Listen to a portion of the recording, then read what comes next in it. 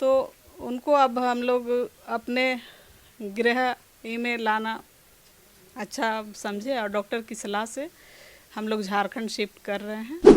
तो ये परिवार चूँकि संघर्ष ही कर रही है और संघर्षी जीवन है, और डॉक्टर का भी कहना है कि जितने लोग अपने जो करीबी है आएंगे जाएंगे, उनका चेहरा देखेंगे तो उनका जो है कि हो सकता है बोलना भी एक बायगे स्टार्ट करेंगे, हो सकता है मेरिकल हो जाएंगे, सबको देखेंगे तो याद आ जाएंगे, अपने क्षेत्र में आएंगे तो।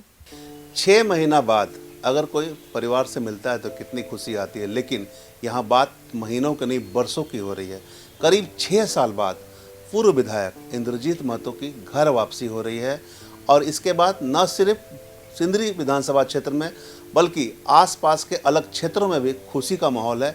अगर हम बात करें तो एक पत्नी जो अपने पति के इंतजार में 6 सालों तक बैठी रही, हालांकि इलाज चलता रहा उनका, लेकिन उनकी यही उम्मीद रही कि कभी उनकी वापसी होगी और अपने क्षेत्र में फिर से वो लोगों का प्रतिनिधित्व करेंगे। फिलहाल वो स्वस्थ हैं और डॉक्टरों ने उन्हें छुट्टी देने की बात कही है और 1 या 2 दिनों में वो अपने क्षेत्र में आ जाएंगे। उनकी पत्नी तारा देवी हमारे साथ जुड़ी हुई हैं, सीधे उन्हीं से जुड़ते हैं और जानते हैं कि कैसा अब उन्हें महसूस हो रहा है। 6 साल के बाद धनबाद में वापसी की बातें हो चुकी है, अब चिकित्सक छोड़ भी दिए, आप आने वाले हैं, क्या लग रहा है अब आपको? मैं तो पहले सभी को जोहार नमस्कार करती हूँ कि वो चूँकि 5 सालों से कोरोना काल से 2021 से ही इलाजरत हैं और हैदराबाद में उनका इलाज चल रहा है। वो डॉक्टर नर्स की निगरानी में ही थे। तो पहले तो शुरुआती दौर पर जो 40 दिन समय रहा तो उस समय मेरे घर में चूल्हा तक नहीं जला था, सिर्फ एक आध फ्रूट वगैरह खा के कि आज उनका ऑक्सीजन लेवल बढ़े, कल बढ़े। जब 40 दिन के बाद वो वेंटिलेटर से बाहर आए तो उसके बाद हम लोगों ने रिहब सेंटर सुवितास में एडमिट करवाया। तो उसके बाद से उनका जो ऑक्सीजन लेवल 100% अपने मुंह से ऑक्सीजन लेने लगे। तो तब डॉक्टरों ने कहा कि अब वहाँ सिकंदराबाद में जब वो जसोदा में थे कि अब हमारे यहाँ की अब बात नहीं है, अब इनको फिजियो की ज़रूरत है। तो फिजियो के लिए हम लोगों ने वहाँ शिफ्ट किया और डॉक्टरों का निगरानी में बहुत अच्छा तरह से मतलब कि हुआ उनका। पहले वो आँख खोले, फिर मुंह चलाना सीखे, फिर उनका राइस ट्यूब से जाने लगा खाना पीना। फिर लगभग 6 महीने साल भर के बाद उनका ब्लेन भी चलना स्टार्ट हो गया और मुंह से 3 टाइम का खाना जब ब्लेन स्टार्ट हुआ तब डॉक्टरों का कहना था कि अब ये यात्रा कर सकते हैं। और इनका जो मेन ट्रीटमेंट फिजियो ही है, क्योंकि सुबह शाम फिजियो का होना है, मसाज होना है, स्पेस थेरेपी होना है। तो बाकी सारा मेडिसिन्स जूस वगैरह 2-2 घंटे पे वो राइस ट्यूब से जाते हैं और 3 टाइम का खाना ब्लेन मुंह से खिलाया जाता है। हम लोग खुद खिला कर आए हैं वहाँ। तो उनको अब हम लोग अपने गृह में लाना अच्छा समझे और डॉक्टर की सलाह से हम लोग झारखंड शिफ्ट कर रहे हैं। वो 14 तारीख को झारखंड आ रहे हैं, रांची उतरेंगे और फिर एम्बुलेंस के माध्यम से बोकारो शिफ्ट कर रहे हैं। तो बोकारो में यहाँ पर क्या मेडिका में परामर्श लिया जाएगा चिकित्सकों से? चूँकि बेटी भी जाकर मिली थी, हम लोगों ने भी चिकित्सक से बात किया, वीडियो कॉल के माध्यम से दिखाया, सारा डॉक्टर से बात किए कि क्या क्या उनका चल रहा है, कैसे क्या है। तो डॉक्टर बोले कि यहाँ पॉसिबल है, हम लोग उनको जो वहाँ सुविधाएं मिल रही थी सारी सुविधा यहाँ उपलब्ध है। करीब 5 साल बीत गए। 5 साल में एक पत्नी को घर चलाना, सभी जिम्मेदारियों को निभाना, साथ ही पति के नहीं रहने से जो विरासत मिले थे, चूँकि पूर्व में विधायक भी रह चुके थे, आप संभाल रही थी, कैसा दौर गुजरा आपका?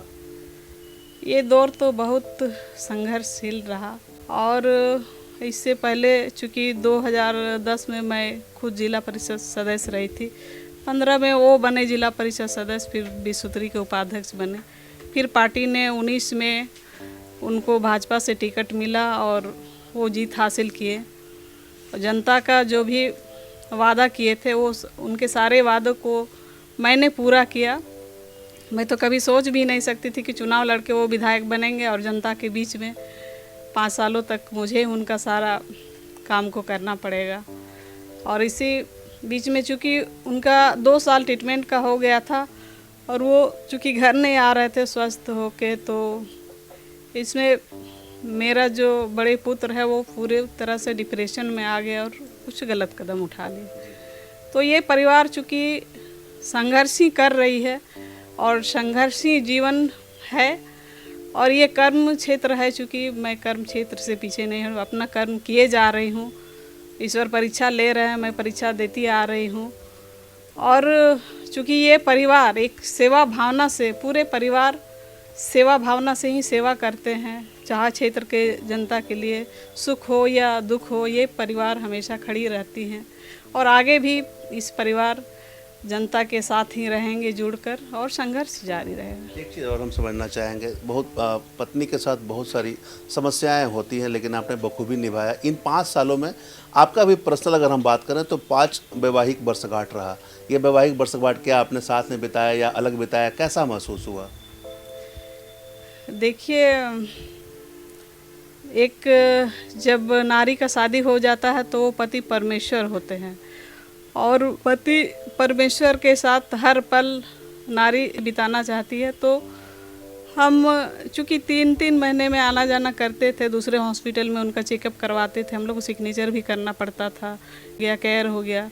तो ही 3 महीने बाद मैं वहाँ गई थी, तब तक हमारे जो शादी का भी दिन आ गए थे। तो पूरे नर्स डॉक्टर के साथ मैंने हॉस्पिटल में ही हर साल बिताया आपने वर्षगांठ अपना वैवाहिक?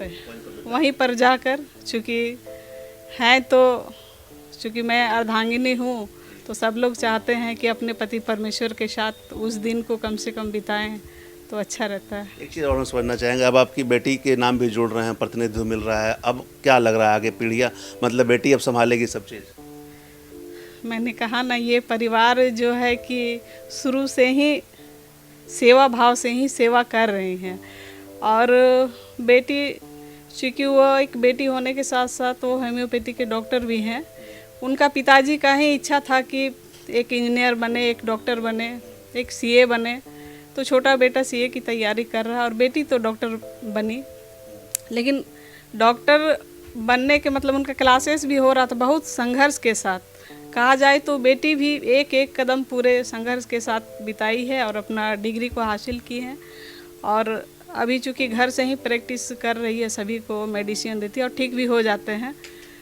और बेटा, जो छोटा बेटा मेरा है, वो तो क्लास 10 से ही अपने पिताजी का सेवा करते करते ही वो 10 भी पास किया, इंटर भी किया, 12 भी कर रहा है फाइनल ईयर में, और सीए की भी तैयारी कर रहा है। अब आप लोग जो है कि मतलब जब आएंगे यहाँ पर डॉक्टरों की निगरानी में रहेंगे तो जनता से मिलना आसान रहेगा।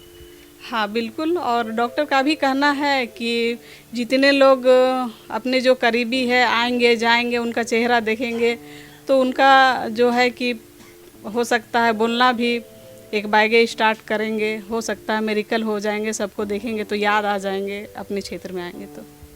चलिए, तो ये तारा देवी हैं, विधायक जो पूर्व में थे, उनकी पत्नी है, फिलहाल वो इलाजरत हैं। वो कहते हैं ना, बात करती हैं लोग नारी शक्ति की, लेकिन नारी शक्ति का जीता जागता उदाहरण आप सामने देख सकते हैं।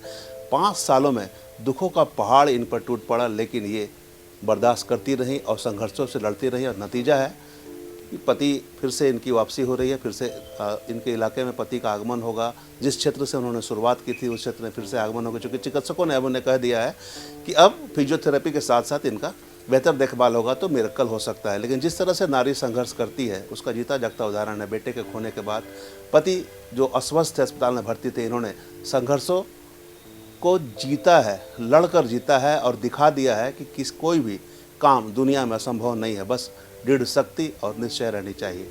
बहरहाल अब आगमन को लेकर खुशी का माहौल है, चूँकि इंद्रजीत महतो जी का जब आगमन होगा तो लोगों में जो इंतज़ार था उनका, उसके इंतजार का पल अब खत्म होने वाला है। 2 दिनों बाद उनका आगमन होगा और बोकारो में मेडका के डॉक्टरों से चिकित्सीय परामर्श लेने के बाद वो अपने क्षेत्र में जाएंगे, लोगों से मिलने जुलने का काम करेंगे। लेकिन उनका परिवार वहाँ के लोगों की सेवा के लिए हमेशा खड़ा रहेगा। जैसे कि तारा देवी ने बताया कि ये शुरू से ही जुड़ी हुई हैं, 2010 से जुड़ी हुई हैं, लगातार जनप्रतिनिधि के रूप में काम कर रही हैं, आगे भी करती रहेंगी। और इनका परिवार, चूँकि अब बेटी अब इनकी है, होम्योपैथ चिकित्सक हैं वो, लेकिन वो भी इस क्षेत्र में आगे आएगी। तो मुख्य उद्देश्य इनका जो पहले से रहा था लोगों की सेवा करने का, उसी सेवा को लेकर ये निरंतर अपने क्षेत्र में कार्यरत रहेगी और यही कोशिश रहेगी कि जनता का दिल जीते। तमाम इससे जुड़ी खबरों से लगातार आपको अपडेट करवाते रहेंगे। कैमरामैन संजय के साथ धीरेंद्र, मिरर मीडिया, धनबाद।